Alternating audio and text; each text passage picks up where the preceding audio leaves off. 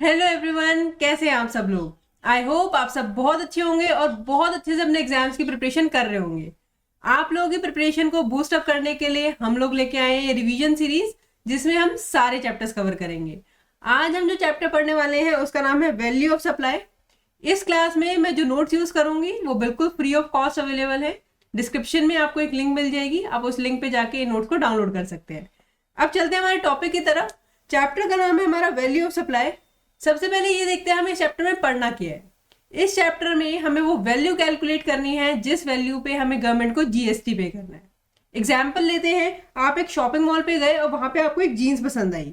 उस जीन्स का प्राइस था 1000 रुपीज। जीन्स का प्राइस कितना था? 1000 रुपीज।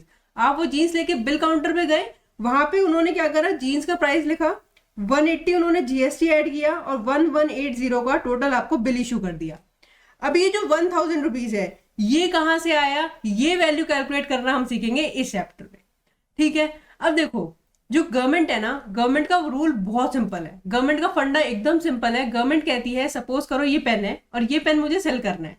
ये पेन अगर मैं आपको सेल कर रही हूँ और ये पेन मैंने आपको सेल किया 100 रुपीज का, तो मेरी वैल्यू सप्लाई हो जाएगी 100। ये पेन मैंने आपको सेल किया 90 रुपीज का, तो वैल्यू सप्लाई हो जाएगी 90। और सपोज ये पेन मैंने आपको सेल किया 1000 रुपीज का, तो वैल्यू सप्लाई हो जाएगी 1000।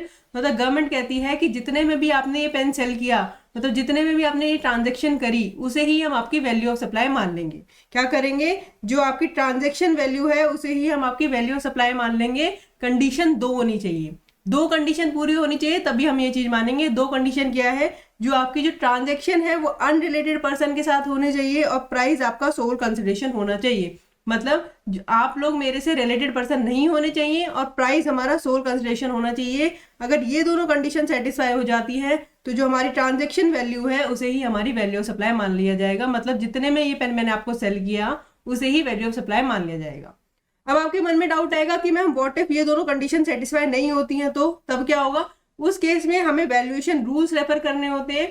वैल्यूएशन रूल्स हमारे सीए इंटर के सिलेबस का पार्ट नहीं है, हम सीए फाइनल में जाके पढ़ेंगे। तो एज ऑफ नाउ आप लोगों को टेंशन लेने की जरूरत नहीं है। ठीक है जी, यहाँ तक बहुत इजी कॉन्सेप्ट था कि अगर हमारी ट्रांजेक्शन अनरिलेटेड पर्सन के साथ है और प्राइस हमारा सोल कंसिडरेशन है, तो जितने भी ट्रांजेक्शन हुई उसे ही हमारी वैल्यू ऑफ सप्लाई मान लिया जाएगा। अब एक पॉइंट और यहाँ पे ऐड करते हैं। सपोज करो मेरे पास आए मिस्टर ए और उन्हें ये पेन चाहिए। मैंने कहा दे देंगे, पेन आपको देंगे हम 100 रुपीज का। ठीक है, पेन कितने का देंगे? 100 रुपीज का। उन्होंने कहा एक काम करो, इस पेन को पैक भी कर दो। मैंने कहा पैकिंग की चार्जेस लेंगे 20 रुपीज। उन्होंने कहा ठीक है। फिर उन्होंने कहा इस मैं आपको एक एड्रेस दे रहा हूँ, इस एड्रेस पे इस पेन को डिलीवर करा दो। मैंने कहा डिलीवरी भी करा देंगे लेकिन आपके प्राइस लेंगे 50 रुपीज। अब इस केस में आपका वैल्यू ऑफ सप्लाई क्या होना चाहिए? तो याद रखना, अगर कोई भी ऐसे एक्सपेंसेस होते हैं या इंसिडेंटल एक्सपेंसेस होते हैं जो किसी भी सप्लाई को करने के लिए किए गए हैं, तो वो वैल्यू ऑफ सप्लाई में ऐड किए जाते हैं। तो इस केस में हमारे वैल्यू ऑफ सप्लाई हमारा हो जाएगा 170। ठीक है, कोई भी एक्सपेंस हो, कोई भी आपका इंसिडेंटल एक्सपेंस हो, सारे आपके वैल्यू सप्लाई में ऐड होंगे। ठीक है, एक चीज याद रखना कि जब भी वैल्यू सप्लाई का क्वेश्चन आता है ना, उसमें आपको बहुत सारे लाइन आइटम्स दे रखे होते हैं, बहुत सारी चीजें दे रखी होती है कि प्राइस ये है, डिलीवरी चार्जेस ये है, पैकिंग ये है, ट्रांसपोर्टेशन ये है, बहुत सारी चीजें दे रखी होती है। आपको माइंडसेट क्या रखना है, आपको वो सारी चीजें ऐड करनी है। जितनी भी चीजें दे रखी हो सारी क्वेश्चन में ऐड करनी है। सिर्फ 3 चीजें होती हैं जो एक्सक्लूड की जाती हैं। क्या क्या एक्सक्लूड किया जाता है वो मैं आपको आगे पढ़ाऊंगी, लेकिन एज ऑफ नाउ आपको माइंडसेट क्या रखना है, जितनी भी चीजें हैं, जितने भी एक्सपेंसेस हैं, सब आपको ऐड कर दे रहे हैं। ठीक है जी, यहाँ पे एक पॉइंट लिखा हुआ है आप लोगों के लिए, value of supply includes expenses, incidental expenses, interest on delay payment of consideration, taxes, any expenses paid by recipient on behalf of supplier. यहाँ पे मुझे आपको 2 पॉइंट, देखो एक्सपेंसेस क्लियर है हमारा, इंसिडेंटल एक्सपेंसेस भी क्लियर है। Interest on delay payment of consideration मैं आपको बता देती हूँ। सपोज करो मैंने ये पेन मिस्टर ए को सेल किया और उन्होंने मुझे अभी पैसे नहीं दिए। उन्होंने कहा मैं आपको पैसे बाद में दूंगा। मैंने कहा कोई दिक्कत नहीं है, आप मुझे 60 डेज के अंदर अंदर पैसे दे देना। कितने डेज के अंदर अंदर? 60 डेज के अंदर अंदर। लेकिन उन्होंने मुझे पैसे दिए 90 डेज में, मतलब 30 डेज लेट किए। तो 30 डेज के लिए मैंने आपसे उनसे कोई इंटरेस्ट चार्ज किया। अगर कोई ऐसा इंटरेस्ट होता है, इंटरेस्ट कह दो, फीस कह दो या पेनल्टी कह दो, अगर ऐसा कोई इंटरेस्ट होता है तो उसे भी हम वैल्यू ऑफ सप्लाई में ऐड करते हैं। तो यहाँ पे यही लिखा है, interest on delay payment of consideration को भी आप वैल्यू में ऐड करेंगे। टैक्सेस, टैक्सेस में आपके आते हैं म्यूनिसिपल टैक्सेस वगैरह, आपको कई बार क्वेश्चन में दे रखे होते हैं, अगर वो दिए हुए वैल्यू ऑफ सप्लाई में ऐड कर देना। उसके बाद लास्ट है यहाँ पे expenses paid by recipient on behalf of supplier. यहाँ पे एक एग्जांपल लेते हैं। सपोज करो मिस्टर ए है और यहाँ पे मिस्टर बी है। मिस्टर ए ने मिस्टर बी के पास सप्लाई करी, ठीक है, क्या करी, सप्लाई करी। यहाँ पे इन्होंने सप्लाई करी और जिन्होंने सामान भेजा था ना वो ऑटो से भेजा था। अब ऑटो जब मिस्टर बी के पास पहुंचा तो उसे 100 रुपीज देने थे, अब वो 100 रुपीज डायरेक्टली मिस्टर बी ने दे दिए, जो मिस्टर बी ने 100 रुपीज डायरेक्टली ऑटो वाले को दे दिए। तो ये एक्सपेंसेस आइडियली मिस्टर ए को देने चाहिए थे, लेकिन पे मिस्टर बी ने कर दिए। तो ऐसे कोई एक्सपेंसेस अगर होते हैं कि जो सप्लायर को पे करने थे लेकिन सप्लायर के बिहाफ पे रिसिपिएंट ने पे कर दिए, उन्हें भी हम वैल्यू सप्लाई में ऐड करते हैं, ठीक है। तो यहाँ पे यही पॉइंट लिखा हुआ है आपका, क्या पॉइंट लिखा हुआ है, expenses paid by recipient on behalf of supplier. कोई ऐसे एक्सपेंसेस जो रिसिपिएंट ने पे कर दिया ऑन बिहाफ ऑफ सप्लायर, क्या उसे वैल्यू सप्लाई में ऐड करेंगे? यस, उसे भी वैल्यू सप्लाई में ऐड करेंगे। इन शॉर्ट देखा जाए तो वैल्यू सप्लाई में सब कुछ ऐड करना है, ठीक है। उसके बाद यहाँ पे मैंने आपके लिए एक पॉइंट लिखा हुआ है, ये पॉइंट मैं आपको बाद में पढ़ाऊंगी, वापस आऊंगी इस पॉइंट पे। उससे पहले मुझे आपको पढ़ाना है कि वैल्यू ऑफ सप्लाई से क्या क्या चीजें एक्सक्लूड करी जाती है, कौन कौन सी चीजें हैं जो हम वैल्यू ऑफ सप्लाई से एक्सक्लूड कर देते हैं। सबसे पहली चीज जो हमें वैल्यू ऑफ सप्लाई से एक्सक्लूड करनी है वो है सब्सिडी। अब देखो, सब्सिडी के केस में आपको ये देखना है कि आपको सब्सिडी रिसीव किससे हुई है। अगर आपको सब्सिडी रिसीव हुई है सेंट्रल या स्टेट गवर्नमेंट से, तो उसे आपको वैल्यू ऑफ सप्लाई से एक्सक्लूड कर देना है, वो वैल्यू ऑफ सप्लाई में ऐड नहीं होगी, ठीक है। अगर सब्सिडी रिसीव हुई है सेंट्रल या स्टेट गवर्नमेंट से तो एक्सक्लूड करेंगे वैल्यू ऑफ सप्लाई से। लेकिन अगर आपको सब्सिडी रिसीव हुई है from any other person other than central and state government, example लेते हैं, आपको सब्सिडी रिसीव हुई है किसी एनजीओ से, तो उस केस में आपको देखना है कि वो सब्सिडी प्राइस से लिंक है या प्राइस से लिंक नहीं है। अगर वो सब्सिडी प्राइस से लिंक है तो आपको वैल्यू सप्लाई में इंक्लूड करनी है, मतलब ऐड करनी है वैल्यू सप्लाई में। अदरवाइज उसे आपको ऐड नहीं करना है, मतलब उसे एक्सक्लूड ही करना है, ठीक है। सब्सिडी का केस सिंपल है, सेंट्रल या स्टेट गवर्नमेंट से रिसीव होगी तो एक्सक्लूड होगी। अगर किसी अदर पर्सन से रिसीव होगी तो देखना है प्राइस से लिंक है या प्राइस से लिंक नहीं है। प्राइस से लिंक है तो ऐड कर देंगे वैल्यू सप्लाई में, अदरवाइज इग्नोर करेंगे। उसके बाद नेक्स्ट पॉइंट जो हमें एक्सक्लूड करना है हमारी वैल्यू सप्लाई से वो है इंटरेस्ट एंड पेनल्टीज। देखो, इंटरेस्ट एंड पेनल्टीज आपको दो जगह रिसीव हो सकता है। फर्स्ट, आपको लोन एडवांसेस या डिपॉजिट पे इंटरेस्ट रिसीव हो सकता है, या फिर दूसरा आपको इंटरेस्ट रिसीव हो सकता है on delay payment of consideration. अगर आपको इंटरेस्ट रिसीव हो रहा है ऑन लोन, डिपॉजिट या एडवांसेस पे तो वो एक्सक्लूड होगा, एग्जम्प्ट होता है वो जीएसटी से, तो उसे वैल्यू सप्लाई से एक्सक्लूड करके चलेंगे। लेकिन अगर आपको इंटरेस्ट रिसीव होता है on delay payment of consideration, तो ये मैंने आपको यहाँ पे भी पढ़ाया था कि interest on delay payment of consideration जो होता है वो वैल्यू ऑफ सप्लाई में ऐड किया जाता है। अब यहाँ ना ये जो पॉइंट है इसमें एक कैच है, इसका याद रखना एक चीज। सपोज करो आपने इंटरेस्ट चार्ज किया on delay payment of consideration 5000 rupees का। कितने का? 5000 रुपीज का आपने interest on delay payment of consideration charge किया। अब आप कहोगे मैम ये तो वैल्यू सप्लाई में इंक्लूड होगा, हम इसे 5000 को ऐड कर देंगे। अब इस पॉइंट में एक चीज याद रखना कि इस पॉइंट में हमेशा एज्यूम करना है, आपको एज्यूम करना कि ये जो अमाउंट है 5000 का, ये इंक्लूसिव ऑफ जीएसटी है। मतलब जो जीएसटी का क्या अमाउंट है वो ऑलरेडी इस अमाउंट में इंक्लूडेड है, ऑलरेडी इसके अंदर है वो अमाउंट, ये एजम्पशन रखना। तो इस केस में आपके वैल्यू ऑफ सप्लाई में जो ऐड होगा ना अमाउंट, वो कितना होगा? 5000 into 100 divided by 100 plus GST rate.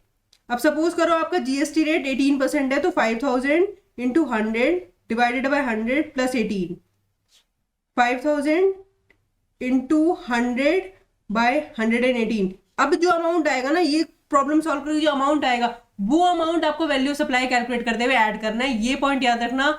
ये मैक्सिमम स्टूडेंट इस पॉइंट में गलत करके आते हैं और इंस्टीट्यूट इस पॉइंट को बार बार चेक करता है। इंस्टीट्यूट कई बार तो अपने क्वेश्चंस में डायरेक्टली मेंशन कर देता है कि ये this is the only amount जो आपको रिसीव हुआ है, लेकिन कई बार इंस्टीट्यूट मेंशन नहीं करता है। अगर इंस्टीट्यूट ने मेंशन नहीं कर रखा तब भी आपको यही एज्यूम करके आना है और आपको नीचे एक नोट लिख के आना है कि हम ये एजम्पशन ले रहे हैं कि जीएसटी ऑलरेडी इसके अंदर इंक्लूडेड है, ठीक है। ये पॉइंट जो है, ये पॉइंट मैंने आपके यहाँ पे लिखा हुआ है। पहले मैंने आपको कहा था ये पॉइंट मैं आपको बाद में पढ़ाऊंगी, अब मैं आपको पॉइंट पढ़ाती हूँ। Interest, penalties, fees for delay payment of consideration is included in value of supply. Value of supply में हम इंक्लूड करते हैं, ये तो हमें पता है। The amount received in this regard should be considered as inclusive of GST. Assume किया जाएगा कि जो वैल्यू रिसीव हुई है वो इंक्लूसिव ऑफ जीएसटी है। और वैल्यू सप्लाई कैसे कैलकुलेट करेंगे? Interest amount into 100 divided by 100 plus GST rate, ठीक है। यही हमने यहाँ पे किया था, interest amount into 100 plus GST rate, ठीक है। इस तरह से आपको कैलकुलेट करना है। ये अमाउंट कैलकुलेट करके जो वैल्यू आएगी उसे आपको वैल्यू सप्लाई में ऐड करना है, ठीक है जी। ये इंक्लूड किया जाता है वैल्यू ऑफ सप्लाई में। एक पॉइंट और याद रखना, सपोज करो मिस्टर ए ने मिस्टर बी से इंटरेस्ट चार्ज किया था, इंटरेस्ट चार्ज किया for delay payment of consideration, लेकिन मिस्टर बी ने कहा कि सर ऐसे कैसे इंटरेस्ट चार्ज कर रहे हो आप, छोड़ माफ कर दो ना। तो मिस्टर ए ने भी कहा कि चलो कोई दिक्कत नहीं है, मैं इंटरेस्ट माफ कर देता हूँ, मैं इंटरेस्ट वेव ऑफ कर देता हूँ, मैं इंटरेस्ट नहीं लूंगा। अगर ऐसा कोई इंटरेस्ट है जो चार्ज किया गया था लेकिन माफ कर दिया गया बाद में, तो उसे वैल्यू ऑफ सप्लाई से एक्सक्लूड करते हैं, उसे इंक्लूड नहीं करते। तो यहाँ पे ये पॉइंट लिखा हुआ है excluded from value of supply if wave of later on. अगर बाद में जाके माफ कर दिया गया है, वेव ऑफ कर दिया गया है, तो आपको उसे वैल्यू ऑफ सप्लाई में इंक्लूड नहीं करना है। ठीक है, इंटरेस्ट एंड पेनल्टीज का पॉइंट क्या है, दोबारा पढ़ते हैं। इंटरेस्ट एंड पेनल्टीज अगर लोन, डिपॉजिट और एडवांसेस पे रिसीव होते हैं तो एक्सक्लूड किए जाएंगे। डिले पेमेंट ऑफ कंसिडरेशन में के लिए रिसीव होते हैं तो उसे वैल्यू सप्लाई में इंक्लूड करते हैं। और किस अमाउंट को इंक्लूड करते हैं, यहाँ पे जो कैलकुलेट करके अमाउंट आएगा उसे इंक्लूड करते हैं। उसके बाद उसे एक्सक्लूड करते हैं अगर वो वेव ऑफ हो गया है तो। ठीक है जी, बहुत सिंपल पॉइंट था। एंड लास्ट चीज जो हमारी वैल्यू सप्लाई से एक्सक्लूड की जाती है वो है डिस्काउंट गिवन। क्या है डिस्काउंट गिवन? देखो डिस्काउंट गिवन का पॉइंट क्या है कि अगर देखो डिस्काउंट दो टाइप के हो सकते हैं। सपोज करो अभी आप शॉपिंग करने गए, वहां पे आपको जीन्स पसंद आई 1000 रुपीज की, और उस जीन्स के ऊपर 10% डिस्काउंट चल रहा है, तो आपको 100 रुपीज का डिस्काउंट मिल गया और आपको 900 टोटल बिल इशू किया, 900 प्लस जीएसटी का आपको टोटल बिल इशू कर दिया गया। ठीक है जी, अब ये जो डिस्काउंट है जो ऑन द स्पॉट मिला, जब आपने सप्लाई करी है, मतलब जब आपको सप्लाई आपने हुई है तभी उसी टाइम पे आपको कोई डिस्काउंट मिल गया, और वो डिस्काउंट इनवॉइस में भी मेंशन है, इनवॉइस में भी लिखा हुआ है कि डिस्काउंट है, तो उसे वैल्यू सप्लाई से एक्सक्लूड कर देते हैं और उसे मतलब उसे वैल्यू सप्लाई से एक्सक्लूड करके चलते हैं। क्या है दो कंडीशन, अगर जब आपने टाइम ऑफ सप्लाई है आपका, मतलब जब परचेज करने गए, जब खुद आपने सप्लाई करी उसी टाइम पे अगर आपको कोई डिस्काउंट आपने दिया है और वो इनवॉइस में अलग से सेपरेटली मेंशन है, तो उसे आप एक्सक्लूड करके चलेंगे, उसे वैल्यू सप्लाई में इंक्लूड नहीं करेंगे। सेकंड आपको एग्जांपल, सेकंड आपका डिस्काउंट हो सकता है after supply. After supply discount कैसा हो सकता है? सपोज करो ए है और यहाँ पे हमारे बी है, ठीक है, इन्होंने पेन सप्लाई की है। अब मिस्टर ए और मिस्टर ए ने मिस्टर बी को पेन सप्लाई किए हैं और इनके बीच में एग्रीमेंट है कि मिस्टर ए जिस दिन भी मिस्टर बी 100 पेन परचेज कर लेंगे, ठीक है, यहाँ पे प्राइस था, सपोज करो प्राइस था आपका 80 रुपीज का, एक पेन का प्राइस था 80 रुपीज का। जिस दिन भी मिस्टर बी मिस्टर ए से 100 पेन सेल परचेज कर लेंगे, उस दिन बैक डेट पे जाके सारे पेन की वैल्यू हो जाएगी 70 रुपीज। मतलब यहाँ पे अभी देखो, अभी पेन कितने का, अभी 80 रुपीज का है। फ्यूचर में जिस दिन भी 100 पेन परचेज कर लेंगे, उस दिन पे बैक डेट पे जाके जितने भी पेन अभी तक सेल किए उन सबको सबका डिस्काउंट दिया जाएगा और प्राइस कर दिया जाएगा 70 रुपीज। ठीक है, ऐसा है कि कोई एग्रीमेंट हुआ है कि 100 इंटू 10 मतलब 10 रुपीज से कम होगा ना, तो 10 रुपीज का डिस्काउंट दिया जाएगा, विच इज 1000 रुपीज। 1000 रुपीज का डिस्काउंट दिया जाएगा फ्यूचर डेट पे जाके। अभी नहीं पता कि ये डिस्काउंट मिलेगा या नहीं मिलेगा, ऐसा डिस्काउंट है जो फ्यूचर डेट पे जाके मिलेगा। अब ऐसे केसेस में क्या हमें वो वैल्यू सप्लाई से इंक्लूड करना है या एक्सक्लूड करना है? आपको देखना है 3 कंडीशन। अगर ये 3 कंडीशन सेटिस्फाई होती है तभी उसे वैल्यू सप्लाई से एक्सक्लूड करना, अदरवाइज उसे वैल्यू सप्लाई में इंक्लूड ही रहने देना। ठीक है, क्या क्या 3 कंडीशन है? सबसे पहले इन द एग्रीमेंट जो देखो, जब यहाँ पे ये फर्स्ट टाइम सेल हुआ था ना, जब फर्स्ट पेन सेल हुआ था, उस टाइम पे एग्रीमेंट होना चाहिए। सेकंड कंडीशन है इनवॉइस से लिंक होना चाहिए, हर एक जो डिस्काउंट मिला है वो इनवॉइस से लिंक होना चाहिए। और थर्ड है हमारा जो आईटीसी है वो हमारे रिसिपेंट ने हमारा आईटीसी रिवर्स कर दिया होना चाहिए। अगर ये 3 कंडीशन सेटिस्फाई हो जाती है तभी इसे हम वैल्यू सप्लाई से एक्सक्लूड करेंगे, अदरवाइज इसे हम वैल्यू सप्लाई में इंक्लूड ही रहने देंगे। ठीक है जी, बहुत सिंपल पॉइंट था ये भी। अब देखो जो हमारा वैल्यू सप्लाई का क्वेश्चन आता है उसमें अराउंड आपको अगर मान लो 10 लाइन आइटम्स दे रखे हैं, वो 10 के 10 आपको ऐड करने हैं, सिर्फ ये 3 एक्सक्लूड करने हैं। इन तीनों को भी अगर इनकी कंडीशन सेटिस्फाई होती हैं तभी एक्सक्लूड करना, अदरवाइज वैल्यू सप्लाई के क्वेश्चन में जो चीजें है ना सब कुछ इंक्लूड करते चले जाना। ठीक है, आंखें बंद करके सब इंक्लूड कर देना। अब चलते हैं आगे लास्ट पॉइंट की तरफ। इस चैप्टर का लास्ट पॉइंट है कि एजेंट चार्ज इंटरेस्ट। देखो कई बार एजेंट होते हैं, जैसे प्रिंसिपल है उनका एजेंट है। अब जो एजेंट है ना, कई बार वो अपने कस्टमर से कुछ इंटरेस्ट चार्ज करते हैं, क्या वो वैल्यू सप्लाई में इंक्लूड होता है? इसमें आपको देखना है कि जो एजेंट है वो इनवॉइस किसका इशू कर रहा है। एजेंट अगर खुद का इनवॉइस इशू कर रहा है तो उसे वैल्यू सप्लाई में इंक्लूड करेंगे। एजेंट अगर प्रिंसिपल का इनवॉइस इशू करता है तो उसे वैल्यू सप्लाई से एक्सक्लूड कर देंगे। बहुत सिंपल कॉन्सेप्ट है। ठीक है, अगर एजेंट खुद का इनवॉइस इशू करता है तो इंक्लूड करेंगे, प्रिंसिपल का एजेंट वो इनवॉइस इशू करता है तो उसे एक्सक्लूड करेंगे। यहाँ पे एक्सक्लूड पता है क्यों करते हैं? इसमें एक्सक्लूड इसलिए करते हैं क्योंकि kind of loan and advances वाला हो जाता है इंटरेस्ट। बट सिंपल है, सिंपल आप ऐसे याद रखना कि खुद का इनवॉइस है तो इंक्लूड, प्रिंसिपल का इनवॉइस है तो exclude. Simple. Now with this हम लोगों ने इस चैप्टर के सारे टॉपिक्स कवर कर लिए हैं। अब आप लोगों को करना क्या है, आप लोगों को सबसे पहले तो नोट्स डाउनलोड करने हैं और खुद से पढ़ने की कोशिश करनी है। बहुत सिंप्लीफाई नोट्स है, इसमें कुछ भी कॉम्प्लिकेटेड नहीं है, कुछ भी पैराग्राफ नहीं लिखे हुए हैं, कुछ भी लॉ लैंग्वेज नहीं लिखी हुई है। जितने सिंप्लीफाई कर सकते हैं उससे ज़्यादा सिंप्लीफाई नोट्स किए हैं आप लोगों के लिए। चार्ट फॉर्मेट में आप एग्जाम डे से एक दिन पहले भी सारे नोट्स पढ़ सकते हैं। Not only for GST, direct text में भी ऋत्विक सर ने आपके लिए सब्जेक्ट बहुत सिंप्लीफाई कर दिया है। आप उनकी रिवीजन वीडियोस भी जाके देखिए, उन्होंने सारे जो चैप्टर्स हैं उनकी रिवीजन वीडियोस अपलोड की हैं। ठीक है, विद दिस इस क्लास को यहाँ पे एंड करते हैं। Thank you everyone, have a nice day, bye bye.